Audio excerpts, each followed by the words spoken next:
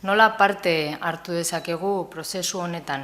Hemen daukadan inprimaki hau etxeetara posteatuko dugu, eta inprimaki hau alde batetik kutxetan entregatu ahal izango da. Non aurkituko dira kutxa horiek? Herritarren harreretako bulegoetan dauden kutxetan. Hala nola, baita ere, Gobela, Fadura eta Andramariko kiroldegietan ere jarriko dira kutxak. gobernuirekia@getxo.eus helbide elektronikora inprimaki hau bidaliz. Hirugarren aukera bat ere izango da Getxoko udalerriko webgunean sartuz eta bertara inprimakia ere bidaliz. Postontziak ere jarriko dira.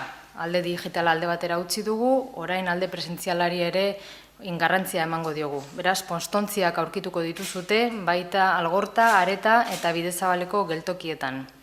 Eta azken finean, aldaketa bat sartu dugu parte hartze modu honetan, eta izan da, karpak jarriko ditugu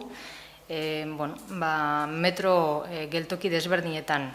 Irailak 15ean Aretan, 16ean Algortan eta 22ean Bidezabalen izango dira.